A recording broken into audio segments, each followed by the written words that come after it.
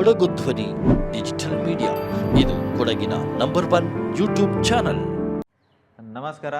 ನನ್ನ ಹೆಸರು ಸಿದ್ದಪ್ಪ ಪಿಕೆ, ಬುಡಕಟ್ಟು ಕೃಷಿಕರ ಸಂಘದ ಅಧ್ಯಕ್ಷ, ವಿರಾಜಪೇಟೆ ಮತ್ತು ಪೊನ್ನಪೇಟೆ ತಾಲೂಕು. ಹಾಗೆ ನನ್ನ ಜೊತೆಲಿ ಗ್ರಾಮ ಪಂಚಾಯತ್ ಸದಸ್ಯರಾದಂಥ ಮತ್ತು ಹಿರಿಯ ಆದಿವಾಸಿ ಮುಖಂಡರಾದಂಥ ಸುಬ್ಬುರವರಿದ್ದಾರೆ. ಹಾಗೆ ಕಾರ್ಯಕಂಡಿ ಅಧ್ಯಕ್ಷರಾದಂಥ ಮಲ್ಲಪ್ಪನವರಿದ್ದಾರೆ. ಹಾಗೂ ತಿತಿಮತಿ ಲ್ಯಾಂಪ್ ಸಹಕಾರ ಸಂಘದ ಅಧ್ಯಕ್ಷರಾದಂಥ ಮಣಿಕುಂಜನವರಿದ್ದಾರೆ. ಹಾಗೆ ದೊಡ್ಡ ರೇಷ್ಮೆ ಆಡಿ ಅಧ್ಯಕ್ಷರಾದಂಥ ನಮ್ಮ BK ಪಾಪ ಅವರಿದ್ದಾರೆ. ಹಾಗೂ ಜಿಲ್ಲಾ ಪಂಚಾಯತಿ ಮಾಜಿ ಸದಸ್ಯರಾದಂಥ ಪಂಕಜ ಅವರಿದ್ದಾರೆ.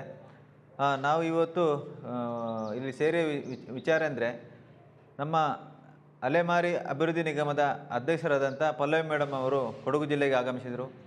ಸ್ಥಳೀಯವಾಗಿರುವಂಥ ನಮ್ಮ ಜಿಲ್ಲಾಧಿಕಾರಿ ಆಗಿರ್ಬೋದು, ITDP ಆಗಿರ್ಬೋದು, ಮತ್ತು ಸಮಾಜ ಕಲ್ಯಾಣ ಇಲಾಖೆ ಅಧಿಕಾರಿಗಳಾಗಿರ್ಬೋದು, ಹಾಗೆ ಈ ತಾಲೂಕು ಮಟ್ಟದ ಅಧಿಕಾರಿಗಳಾಗಿರ್ಬೋದು, ನಮ್ಮ ಗಿರಿಜನರಿಗೆ, ಮುಖಂಡರಿಗೆ ಯಾರಿಗೂ ಮಾಹಿತಿಗಳನ್ನ ಕೊಡದೆ ಅಧ್ಯಕ್ಷರನ್ನ ಒಂದು ದಿಕ್ಕು ತಪ್ಪಿಸುವಂಥ ಒಂದು ಕೆಲಸವನ್ನು ಮಾಡಿದ್ದಾರೆ.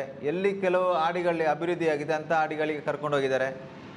ಮತ್ತು ಯಾವ ಆಡಿ ಶೋಷಣೆಗೆ ಒಳಪಟ್ಟಿದೆ ಅಂಥ ಆಡಿಗಳನ್ನ ಬಿಟ್ಟು ಬೇರೆ ಆಡಿಗಳನ್ನ ತೋರಿಸುವಂಥ ಒಂದು ದುರಂತ ಎನ್ನಬೇಕಾಗಿದೆ. ಮತ್ತು ಇನ್ನೊಂದೇನೆಂದರೆ, ನಮ್ಮನ್ನ ಎರವ, ಸೋಲಿಗ, ಬೆಟ್ಟ ಕುರುಬ ಮತ್ತು ಇನ್ನೂ ಕೆಲವು ಭಾಗ ಇರುವಂಥ ಆದಿವಾಸಿಗಳನ್ನ ಅಲೆಮಾರಿ ಪಟ್ಟಿಗೆ ಸೇರಿಸಿದ್ದಾರೆ. ದಯವಿಟ್ಟು ಈ ಅಲೆಮಾರಿ ಪಟ್ಟಿಂದ ನಮ್ಮನ್ನ ಕೈ ಬಿಡಬೇಕು. ಯಾಕೆಂದರೆ ನಾವು ಅಲೆಮಾರಿಗಳಲ್ಲ, ನಾವು ಒಂದು ಜಾಗದಿಂದ ಇನ್ನೊಂದು ಜಾಗಕ್ಕೆ ಹೋಗೋರನ್ನ ಮಾತ್ರ ಅಲೆಮಾರಿಗಳಂತ ಹೇಳ್ತಾರೆ. ನಾವು ಮೂಲ ನಿವಾಸಿಗಳು, ಕೊಡಗಿನ ಮೂಲ ನಿವಾಸಿಗಳು. ನಾವು ಯಾವುದೇ ಕಾರಣಕ್ಕೂ ಅಲೆಮಾರಿ ಪಟ್ಟಿಯಿಂದ ನಮ್ಮನ್ನ ಆದಷ್ಟು ಬೇಗ ಕೈಬಿಟ್ಟು ನಮ್ಮನ್ನ ಆದಿವಾಸಿ ಜನಾಂಗ ಎಂದು ಘೋಷಣೆ ಮಾಡಬೇಕಂತ ನಾನು ಒತ್ತಾಯ ಮಾಡ್ತಾಯಿದ್ದೇನೆ. ನಮಸ್ಕಾರ. ನಾನು ಗಿರಿಜನ ಲ್ಯಾಂಡ್ ಸಹಕಾರ ಸಂಘ ವಿರಾಜಪೇಟೆ ಹಾಗೂ ಶಾಖೆ ತಿತಿಮತಿ ಲ್ಯಾಂಡ್ ಸೊಸೈಟಿ ಅಧ್ಯಕ್ಷ. ಇಲ್ಲಿ ಕೊಡಗಿನಲ್ಲಿ ಮೊನ್ನೆ ನಮ್ಮ ಅಲೆಮಾರಿ ನಿಗಮದ ಅಧ್ಯಕ್ಷರು ಕೂಡ ಈಗ ಆಗಮಿಸಬೇಕಾದ್ರೆ ಇಲ್ಲಿ ಗಿರಿಜನರಿಗೆ ಯಾರಿಗೂ ಮಾಹಿತಿ ಇಲ್ಲದೆ ಅವರು ಇಲ್ಲಿ ಬಂದು, ಯಾಕೆಂದರೆ ನಾನು ಹೇಳ್ಬೇಕಂತ ಹೇಳಿದ್ರೆ ಇಡೀ ವಿರಾಜಪೇಟೆ ತಾಲೂಕಿಗೆ ಗಿರಿಜನ ಲ್ಯಾಂಡ್ ಸೊಸೈಟಿ ಒಂದಿದೆ. ಮೊದಲ ಅಧಿಕಾರಿಗಳೆಲ್ಲ ಲ್ಯಾಂಡ್ ಸೊಸೈಟಿಗೆ ಹೇಳಿದ್ರೆ ಎಲ್ಲ ಗಿರಿಜನರಿಗೆ ಮಾಹಿತಿ ಇತ್ತು. ಈಗೆಲ್ಲ ಅಧಿಕಾರಿಗಳು ಲ್ಯಾಂಡ್ ಸೊಸೈಟಿನ ಮರ್ತೇ ಬಿಟ್ಟವ್ರೆ. ಯಾಕೆಂದರೆ ಅವರಿಗೆ ಅಭಿವೃದ್ಧಿ ಆಗಿದೆ ಎಲ್ಲಿದೆ ಅವರಿಗೆ ನೋಡಬೇಕು. ಈಗ ಅಭಿವೃದ್ಧಿದು ಕೊರತೆ ಆಗಿದೆ, ಯಾವುದೇ ಕೆಲಸ ಕೂಡ ಆಯ್ತಾ ಇಲ್ಲ. ಸ್ವಲ್ಪ ಅಧಿಕಾರಿಗಳು ತಾರತಮ್ಯ ಮಾಡ್ತವ್ರೆ. ಯಾಕೆಂದರೆ 5 ವರ್ಷ ಆಯಿತು, 3 ವರ್ಷ ಆಯಿತು, ಇದುವರೆಗೆ ನಮ್ಮ ಗಿರಿಜನರ ಕುಂದುಕೊರತೆ ಸಭೆ ಕರಿತೀವಿ ಅಂತ ಹೇಳ್ಕೊಂಡು ಇದುವರೆಗೆ ಕರೆದಿಲ್ಲ. ನಾವು ಕೂಡ ITDPಗೆ ಹೋಗಿದ್ದೆವು, ಸಮಾಜ ಕಲ್ಯಾಣಕ್ಕೆ ಹೋಗಿದ್ದೆವು. ಇದು MLA ಗಮನಕ್ಕೆ, ನಮ್ಮ ಶಾಸಕರ ಗಮನಕ್ಕೆ ಕೂಡ ತಂದೆವು. ಶಾಸಕರು ಆದಷ್ಟು ಬೇಗನೆ ನಾವು ನಿಮ್ಮ ಒಂದು ಗಿರಿಜನರ ಸಭೆ ಕೂಡ ಕರಿತೀವಿ ಅಂತ ಹೇಳಿದ್ರು. ಶಾಸಕರು ಈಗಾಗಲೇ ನಮ್ಮನ್ನ CMನ ಭೇಟಿ ಮಾಡಿಸಿದ್ದಾರೆ, ಹಾಗೆ ನಮ್ಮ ಉಸ್ತುವಾರಿ ಸಚಿವರನ್ನು ಭೇಟಿ ಮಾಡಿಸಿದ್ದಾರೆ. ಹಾಗೆ ಯಾಕೆ ಅಂತ ಗೊತ್ತಿಲ್ಲ. ಈಗ ನಮ್ಮ ಇಲ್ಲಿ ನಮ್ಮ ಕೊಡಗಿನಲ್ಲಿ ವಿರಾಜಪೇಟೆ ತಾಲೂಕುಗಳೊಳಗೆ ಯಾವ ಅಧಿಕಾರಿಗಳನ್ನ ಮೀಟ್ ಮಾಡಿಸಿ ನಮಗೆ ಮೂಲಭೂತ ಸೌಲಭ್ಯ ಆಗಬೇಕು, ಆ ಒಂದು ಕುಂದುಕೊರತೆ ಸಭೆ ಕರಿತೀವಿ ಅಂತ ಹೇಳೋದು ಇದುವರೆಗೆ ಕರೆದಿಲ್ಲ.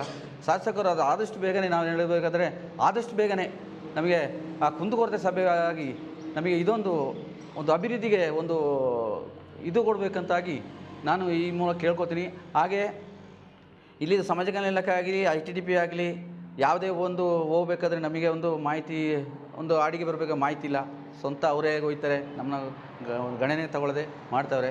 ದಯವಿಟ್ಟು ಆ ಅಧಿಕಾರಿ ಅಂಥವ್ರನ್ನ ಇಲ್ಲಿಂದ ಹೊರಗಡೆ ಮಾಡಿಸ್ಬೇಕಂತ ಈ ಮೂಲಕ ಕೇಳ್ಕೊಳ್ತೀನಿ. ನಮಸ್ಕಾರ. ನಾನು PM ಸುಬ್ರು ಅಂತ. ನಮಗೆ ಈ ಸಂದರ್ಭದಲ್ಲಿ ಏನು ಹೇಳಬೇಕಂತಂದರೆ, ತುಂಬ ಬೇಜಾರಾಗಿದೆ. ಅದರಿಂದ ನಾವು ಇದೊಂದು ಪತ್ರಿಕಾಗೋಷ್ಠಿ ಸೇರ್ಕೊಂಡಿದ್ದೀವಿ. ಬುಡಕಟ್ಟು ಕೃಷಿಕರ ಸಂಘದ ಈ ನಿಗಮದ ಅಧ್ಯಕ್ಷರು ಬಂದು ನಮಗೆ ಕರೆಕ್ಟ್ ಮಾಹಿತಿ ಇಲ್ಲ ಅಂತದಕ್ಕೆ ಸಂಪೂರ್ಣ ನಾವು ಇದು ಮಾಡ್ತಾಯಿದ್ದೀವಿ ಇವತ್ತು. ಯಾಕೆಂದರೆ ಸುಮಾರು ನನಗೆ ಒಂದು ಗೊತ್ತಿರೋ ಹಾಗೆ ಒಂದು 4 ವರ್ಷನೇ ಆಯಿತು. ವಾಲ್ಮೀಕಿ ನಿಗಮದಾಗಿರ್ಬೋದು, ITDPದಾಗಿರ್ಬೋದು ಯಾವುದೇ ಅನುದಾನ ಗಿರಿಜನರಿಗೆ ಮುಟ್ತಾ ಇಲ್ಲ. ಬೇಕಾದಷ್ಟು ಅವರು ಕೆಲವು ಅಧಿಕಾರಿಗಳಾಗಲಿ, ಬೇರೆ ಜನಪ್ರತಿನಿಧಿಗಳು ಭಾಷಣದಲ್ಲಿ ಹೇಳ್ತಾರೆ, ಅಷ್ಟು ದುಡ್ಡಿದೆ, ಇಷ್ಟು ದುಡ್ಡಿದೆ ಅಂತ. 4 ವರ್ಷದಿಂದ ಒಂದು ಜನರಿಗೆ ಒಂದು ಮನೆ ಕಟ್ಟಿಕೊಡೋಕ್ಕಾಗಲಿ, ಒಂದು ರೋಡ್ ಆಗಲಿ ಇದುವರೆಗೂ ನಮ್ಮ ಇಲಾಖೆಯಿಂದ ಆಗಲಿಲ್ಲ. ಮತ್ತು ರಾಜ್ಯದಿಂದ ಒಂದು ನಮ್ಮ ಅಧ್ಯಕ್ಷರು ಬರೋದು ಅಂತಂದ್ರೆ ಇದ್ದರೆ ನಮಗೆ ಭಾರಿ ಒಂದು ಇದು ಆಸೆ ಇತ್ತು, ಅವರೊಟ್ಟಿಗೆ 2 ಮಾತಾಡ್ಕೊಳ್ಬೇಕು, ನಮ್ಮ ಕಷ್ಟ ಸುಖನ ಹಂಚ್ಕೊಳ್ಬೇಕು ಅಂತ. ನಮ್ಮ ತಾಲೂಕಿನ ಅಧಿಕಾರಿಗಳು, ಜಿಲ್ಲೆಯ ಅಧಿಕಾರಿಗಳು ಒಬ್ಬರಾದರೆ ನಮಗೆ ಮಾಹಿತಿ ಕೊಡದಂಗೆ ಅವ್ರಿಗೆ ಇಷ್ಟಪಟ್ಟ ಹಾಡಿನ ಕರ್ಕೊಂಡೋಗಿ ತೋರಿಸಿದ್ದಾರೆ, ಸ್ವಲ್ಪ ಮುಂದೆ ಬಂದಂಥ ಹಾಡಿನ. ತಿತಿಮತಿ ಭಾಗದಲ್ಲಿ 2 ಹಾಡಿನ ಗುರುತಿಸ್ಕೊಂಡಿದ್ರು, ಒಂದು ಕಾರ್ಯಕಂಡಿ, ಒಂದು ಬಂಬಕಾಡು ಅಂತ. ಸಡನ್ ಕಾರ್ಯಕಂಡಿ ಅಂತ ಹೇಳೋ ಆ ಹಾಡಿನ ತಪ್ಪಿಸಿ ಬೇರೆ ಕಡೆ ಅಧಿಕಾರಿಗಳದ್ದು ತೀರ್ಮಾನ ಇದು ಕರ್ಕೊಂಡೋಗಿದ್ದಾರೆ. ನಿಜವಾಗಿ ಒಂದು ಜನರು ನಮ್ಮ ಕರ್ಸೋಗನ ನಮ್ಮ ರಾಜ್ಯದ ಒಂದು ಅಧ್ಯಕ್ಷರೊಟ್ಟಿಗೆ ನಮಗೆ ಹಂಚಿಕೊಳ್ಳೋದು ನಡೆದ ತುಂಬ ಆಸೆ ಇತ್ತು. ಇದನ್ನು ಅಲ್ಲಗಳಿಸಿದ್ದಾರೆ ನಮ್ಮ ಈ ಜಿಲ್ಲೆ ತಾಲೂಕಿನ ಅಧಿಕಾರಿಗಳು. ನಾವು ಇದಕ್ಕೆ ಸಂಪೂರ್ಣ ವಿರೋಧ ಇದ್ದೀವಿ. ಇನ್ನು ಮುಂದೆ ಆ ಥರ ಮಾಡೋದು ತುಂಬ ತಪ್ಪು. ಅಭಿವೃದ್ಧಿ ಬಗ್ಗೆ ಎಲ್ಲಿನೂ ನೀವು ಕೊಚ್ಚಿಕೊಳ್ಳೋದು ಬೇಡ. 4 ವರ್ಷದಿಂದ ಒಂದು ಕೆಲಸ ಆಗಲಿಲ್ಲ, ಇದು ತಾರ್ಪಾಯಿ ಮನೇಲೇ ಇದ್ದೀವಿ ಅಂತೇಳಿ ಈ ಸಂದರ್ಭದಲ್ಲಿ ಹೇಳ್ತಾ ಇದ್ದೀನಿ ನಾನು. ನಮಸ್ತೆ, ನಾನು ಜಿಲ್ಲಾ ಪಂಚಾಯತಿ ಮಾಜಿ ಸದಸ್ಯರು, ತಿತಿಮತಿ ಕ್ಷೇತ್ರ ಪಂಕಜ ಅಂತ. ಈ ದಿನ ನಾವು ಪತ್ರಿಕಾಗೋಷ್ಠಿಯನ್ನು ಈ ತಿತಿಮತಿ ಲ್ಯಾಂಪ್ ಸೊಸೈಟಿಯ ಕಟ್ಟಡದಲ್ಲಿ ಕರೆದಿದ್ದೀವಿ. ವಿಷಯ ಏನಪ್ಪ ಅಂತ ಹೇಳಿದ್ರೆ, ಕಳೆದ ವಾರ ನಮ್ಮ ಪರಿಶಿಷ್ಟ ಜಾತಿ ಮತ್ತು ಪಂಗಡದ ರಾಜ್ಯ ಅಧ್ಯಕ್ಷರು ನಮ್ಮ ತಿತಿಮತಿ ಮತ್ತು ವಿರಾಜಪೇಟೆ, ಪೊನ್ನಪೇಟೆಯ ಕೆಲವು ಹಾಡಿಗಳಿಗೆ ಭೇಟಿ ನೀಡಿದರು. ಈ ಸಂದರ್ಭ ನಮ್ಮ ಸಂಘಟನೆಗೆ ಅವರು ಫಸ್ಟು ಆದ್ಯತೆ ಕೊಡಬೇಕಿತ್ತು. ನಾವು ಸುಮಾರು ಇಲ್ಲಿ ಮುಖಂಡರೆಲ್ಲ ಇದ್ದೀವಿ ವಿರಾಜಪೇಟೆ ಮತ್ತು ಪೊನ್ನಪೇಟೆ ತಾಲೂಕು ಭಾಗದಲ್ಲಿ. ಬುಡಕಟ್ಟು ಕೃಷಿಕರ ಸಂಘಕ್ಕೆ ಅವರು ವಿಷಯ ಮುಟ್ಟಿಸಿ ನಮ್ಮೆಲ್ಲರನ್ನೂ ಒಗ್ಗೂಡಿಸಿ ಅವರು ಈ ಹಾಡಿಗಳಿಗೆ ಭೇಟಿ ನೀಡಿದ ಸಂದರ್ಭದಲ್ಲಿ ನಮ್ಮನ್ನೆಲ್ಲ ಕರೆಸ್ಕೋಬೇಕಿತ್ತು. ನಮಗೂ ಕೂಡ ಅವ್ರ ಜೊತೆ ಅನೇಕ ವಿಷಯಗಳನ್ನ ಚರ್ಚೆ ಮಾಡಬೇಕಿತ್ತು. ಆದರೆ ಅವರು ಆ ಥರ ಮಾಡಲಿಲ್ಲ. ನಮಗೆ ಗೊತ್ತಿರೋಂಗೆ ಪಂಚಾಯಿತಿವಾರು ಅವರು ಸದಸ್ಯರುಗಳನ್ನ ಕರೆದಿದ್ರು ಅಂತ ಅನ್ನಿಸ್ತಾ ಇತ್ತು, ವಿಷಯ ಗೊತ್ತಿಲ್ಲ. ಹಾಗಾಗಿ ಇನ್ನೊಮ್ಮೆ ಅವರು ಭೇಟಿ ಕೊಡಬೇಕು ನಮ್ಮ ಈ ಭಾಗಕ್ಕೆ. ನಾವು ಹಲವಾರು ವಿಷಯಗಳನ್ನ ಅವ್ರ ಬಗ್ಗೆ ಚರ್ಚೆ ಮಾಡಬೇಕಾಗಿದೆ. ಮತ್ತು ಇನ್ನೊಂದು ನಮ್ಮ ಪ್ರಶ್ನೆ ಏನು ಅಂತೇಳಿದ್ರೆ, ನಾವು ಕೊಡಗಿನ ಮೂಲ ನಿವಾಸಿಗಳು. ನಮ್ಮನ್ನು ಅಲೆಮಾರಿ ಪಟ್ಟಿಗೆ ಸೇರಿಸಿದ್ದು ಕಾರಣ ಗೊತ್ತಿಲ್ಲ, ಯಾಕೆ ಸೇರಿಸಿದ್ದಾರೆ, ಯಾರು ಸೇರಿಸಿದ್ದಾರೆ ಅನ್ನೋದು ನಮಗಿನ್ನೂ ಅದು ನಿಗೂಢವಾಗಿಯೇ ಪ್ರಶ್ನೆ ಆಗಿದೆ.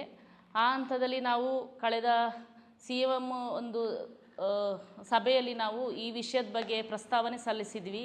ನಮಗೆ ಅದಕ್ಕೆ ಇನ್ನೂ ಕೂಡ ಉತ್ತರ ಸಿಕ್ಕಿಲ್ಲ. ಮತ್ತು ಸ್ವಲ್ಪ ಅಭಿವೃದ್ಧಿ ಕೆಲಸಗಳು ಆಗ್ತಾ ಇದೆ. ಅದ್ರ ಜೊತೆಗೆ ನಾವು ಈಗಾಗಲೇ ಪ್ಲಾಸ್ಟಿಕ್ ಹೊದಿಕೆ ಮನೆಯಲ್ಲಿ ಕೂಡ ಇದ್ದೀವಿ. ಒಂದೊಂದು ಹಾಡಿಗಳಲ್ಲಿ ಕುಡಿಯುವ ನೀರಿನ ಸಮಸ್ಯೆ ಮತ್ತು ವಿದ್ಯುತ್ ಸಮಸ್ಯೆ, ರಸ್ತೆಗಳು ಸಮಸ್ಯೆ ಎಲ್ಲ ಕೂಡ ಇದೆ.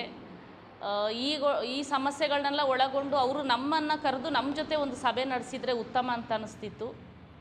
ಹಾಗಾಗಿ ಇನ್ನೊಮ್ಮೆ ಅವರು ಭೇಟಿ ಕೊಡಲಿ, ನಮ್ಮಗಳನ್ನೆಲ್ಲ ಭೇಟಿಯಾಗಿ ನಮ್ಮ ಹಲವು ವಿಷಯಗಳನ್ನ ಚರ್ಚೆ ಮಾಡಿ ಈ ಬುಡಕಟ್ಟು ಜನರು ಒಂದು ಮುಖ್ಯವಾಹಿನಿಗೆ ತರುವ ನಿಟ್ಟಲ್ಲಿ ಸರ್ಕಾರ ಸ್ಪಂದನೆ ಮಾಡಲಿ ಅಂತ ನಾನು ಈ ಮೂಲಕ ಕೇಳ್ಕೊಳ್ತೀನಿ.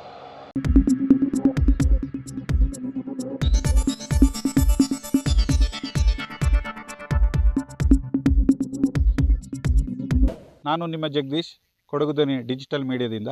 ನಮ್ಮ ಚಾನಲನ್ನು ಸಬ್ಸ್ಕ್ರೈಬ್ ಮಾಡಿ, ಲೈಕ್ ಮಾಡಿ, ಶೇರ್ ಮಾಡಿ.